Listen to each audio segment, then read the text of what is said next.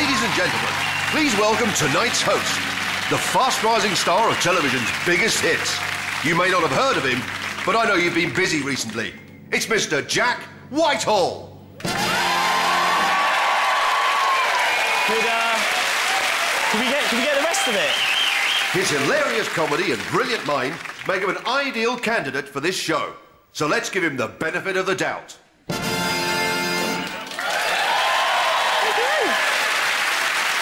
Well, you guys seem to know a lot about me, but what about the other people that are on the show tonight? On Noel's team. He is one of Kanye West's all-time top 20 recording artists, but to be fair, numbers 1 to 15 were all Kanye West. It's Mr. Hudson.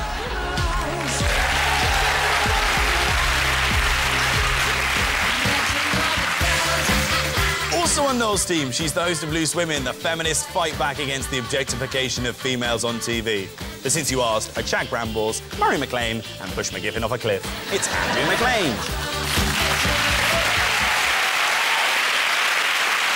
And on Phil's team tonight.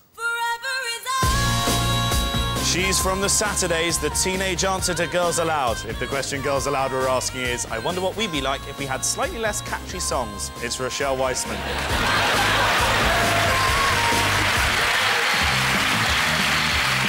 And housewives love him, comedy fans love him, people who are sleeping in their cars because they owe massive amounts of money on their outrageously high interest rate platinum cards. Less so. It's Stephen Mangan. Those are the teams. It would be stupid not to use them for a pop quiz.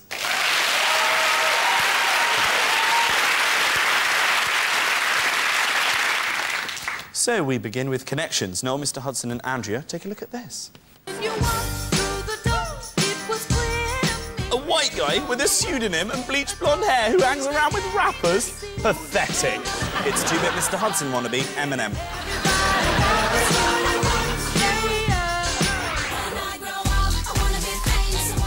And a group of talentless, scantily clad women dancing along to songs they didn't even write. Pathetic. It's 2-bit Saturdays wannabes, the Pussycat Dolls. You know what? Me and you are going to fall out. Oh, early on with the things! That was Eminem with We Made You and the Pussycat Dolls with When I Grow Up. But what connection do they have? I feel like I'm at a party and someone's nan's just died. Look at Eminem. I love the way he dresses up. When he looked like Spock then, he actually looked like this simpleton that used to live when I was a little kid. He used to live... You're allowed to say simpleton, aren't you? Yeah. Apparently you're allowed to say retard as much as you like in America. Really? So if you like, you know, the Mighty Boo should say the Mighty Boo is retarded. But it's a nice retarded, thing. saying you're really good. You could say retard in Hull because it means you've given up your job and you're going to be doing a lot of fun. Retard.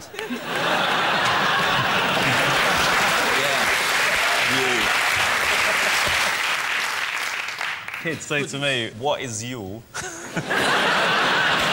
Yeah, what is you? Not even what are you or what are you doing, just what is you? No grammar these days. And the other thing they'd say is, yeah, I've seen your show, that is sick. I get confused with the whole youth ASBO stuff because one minute all the young kids you read in the newspapers oh yeah, it's all ASBOs and knife cram, gun cram, all of that. Next minute they're all too fat and they've eaten too much. And then I'm worried to walk down the street unless I'm attacked by a fat kid with a knife and a fork. You know one of the Pussycat Dolls, don't you? Yeah, I met Kimberly the other day and she's very talented, I'll have you know. Which one's Kimberly in the Pussycat Dolls? The little blonde one. OK, because there's one that's quite fit and then the rest are all a bit ropey. She came on Loose Women once, and she can put her leg right up behind her ear. She's very flexible. Can I say my favourite thing ever on Loose Women is when you have, kind of really young... because Rochelle, you did Loose Women. Yeah. And it was brilliant because Go on, you're I'm there. waiting for it. No, because you're there, and then you see, McGiffin and Jane McDonald either side just staring at them thinking, oh, God, look at these young women with the cheek to come on here. Every time Rochelle opened her mouth, I couldn't hear her over the noise of Carol McGiffin's body clock just going... Menopausal time bomb. Brilliant. That's television. And Jane McDonald as well, the one at the end, the northern I love one. Jane. Yeah. Hey up, I still have sex with my husband. Really?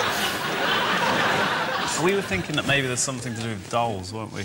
I've got a funny feeling that M&M might be launching like an M&M doll. You know, with the chainsaw and the mask. What, like a blow-up doll? M&M has got a doll of himself, we reckon. Yeah, maybe okay. it's like... And maybe the Pussycat dolls are just like Russian dolls. They just get smaller and smaller. Until there's one like a peanut inside.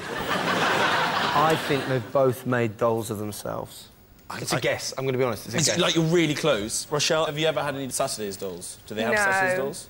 What about S Club Juniors? Because you're in S Club Juniors as well. Yeah, we didn't do dolls of S Club. That would be really wrong. I love S Club Juniors. Shut up, you. I did! I actually really like S Club Juniors. You were my favourite. Then Frankie, Hannah, Daisy, Calvin, Jay and Aaron last. Why Aaron last? Because I didn't like him because of the... like, that calendar he did in 2001. He looked a bit surly. Yours is really good in June, but... Not in a weird way. It's just like, that's my era. You've got the dolls, but you've got to work out what's happened to these dolls. Why, what links the dolls betwixt... Were they withdrawn for being too risque? Yes, well done. Oh.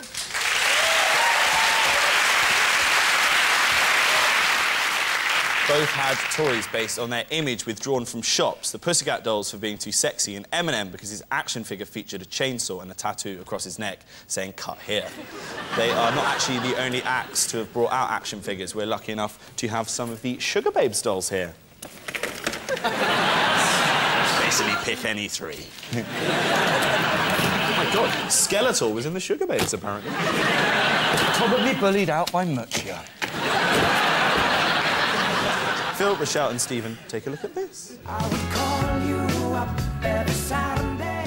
Oh, I can't stand that guy. He is far too posh to be a pop star, as I told Papa the other day as we punted to Waitrose to top up on swanskin cummerbunds. It's James Blunt. Hi, Diana! It's Michael Jackson here. If I ever die, will you look after my kids for me? I guess. What about if you die? Do you want me to... beep? Hello? It's Diana Ross. That was James Blunt with 1973 and Diana Ross with Why Do Fools Fall in Love. But what connects the two? James Blunt's brilliant, isn't he? He's a legend. Jamie B. Lunt. The Bluntmeister. Blunto. Bluntmaster Flash. Yeah. Cockney rhyming slang. Oh! Yeah, that's not even his real name, Blunt. That's his stage name. He's changed. His original name is James Wallentless Twat. It's a fact. There was some writing on the cafe window. There was. And then she was running past the sign that said, "See dealer's hole." You can see the dealer's hole if you tip well. Right. OK. Well, but there was a sign that said Mexican food. It said Mexican food, and she is dressed in Bako foil. Have you ever met either of these people, you being a pop star? Met Rochelle? James Blunt. What happened? Did he, Not a lot. Did he tell truths? Was he nice? I don't think he was too interested. Do you get snubbed by Blunt? I think so. That is the most I got pie in embarrassing the thing face I've with ever... Blunty. He was a soldier. He was a Where's soldier. friendly fire when you need it? Is it anything to do with the army Is at it all? military It's not, in any it's way? not military based. There's no kind of What's it to military do with? element. Can we have a little clue? It's quite hard. It's got nothing to do with bats. Seriously, just a little clue. It's got nothing to do with the Third Reich. Oh, do you know what? My next answer was actually going to be that both Diana Ross and James Blunt have opened Hitler-themed bat sanctuaries. My friend met James Blunt in a club once and went up to him and said, "Your music's shit," and he went, "I know." Really? It's depressing, yeah. Why, I want to know, why S Club Juniors, why did it end? We all got boobs and bums and we stopped being juniors, I guess. Did someone leave first? No.